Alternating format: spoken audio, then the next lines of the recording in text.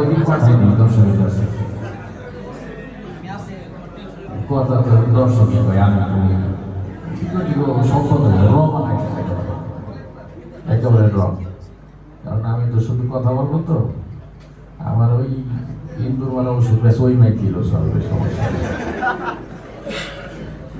আলহামদুলিল্লাহ ঢাকা থেকে শুরু হয়েছে গত বছর এই প্রোগ্রামগুলো তাই না সাহারি নাইট এই ধারাবাহিকতা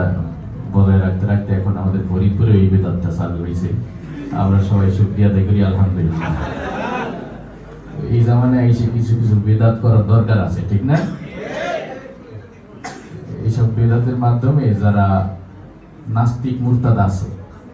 তারা বোঝে যে না এরা মাঝে মধ্যে যে মিলন মেলা করে তার মানে মুসলমানদের মধ্যে এখন ঐক্য আছে ঠিক না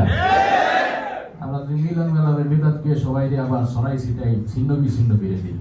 কিছু করলেই কোন বেদাত কিছু করলেই ফতোয়া মেরে দেন এত ফতোয়া দিলে তাহলে আমরা কাজকর্ম কেমনে ঠিক না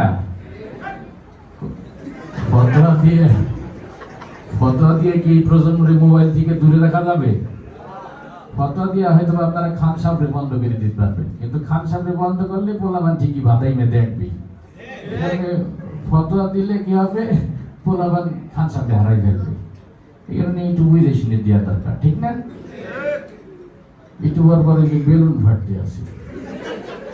এত ঘন ঘন বেলুন ফাটলে কিন্তু সাংবাদিক জন্ম নেয় যাই হোক আলহামদুলিল্লাহ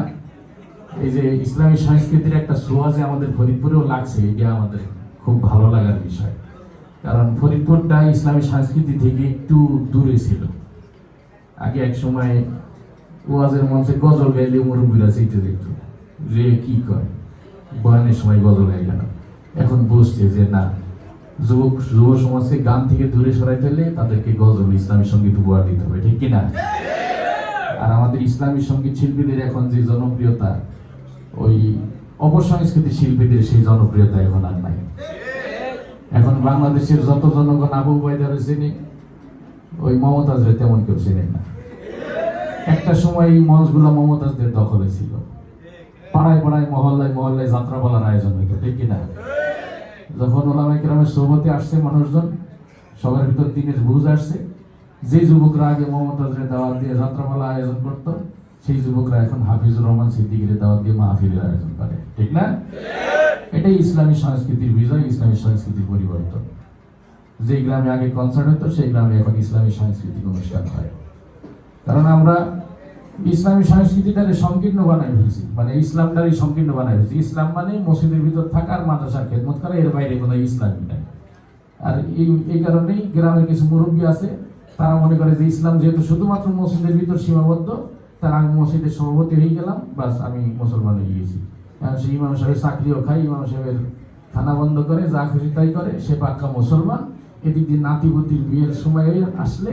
তখন চিন্তা করে যে ইসলাম তো শুধুমাত্র মসজিদের ভিতরে সীমাবদ্ধ বাড়িতে তো ইসলাম নাই এখন বিয়ে বাড়িতে তো একটু আনন্দ করার দরকার কি করা যায় তখন ট্যাক্সে ভাড়া করে এনে নাচানাচি করে হিন্দি গান চালায়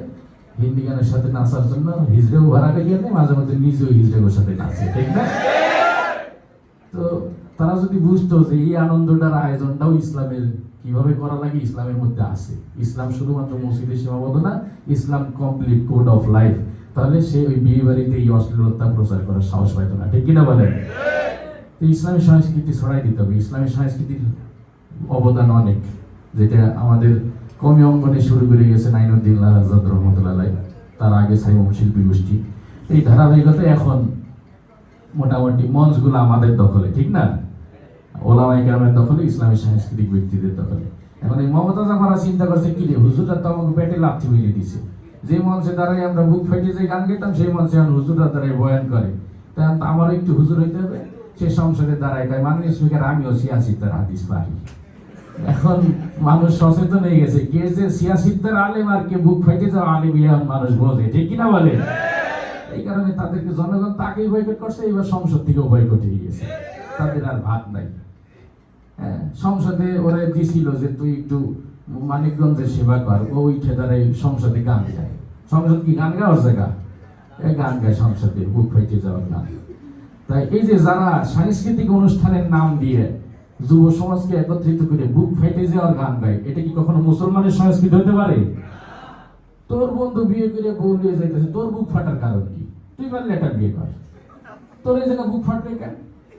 এইসব গান গাই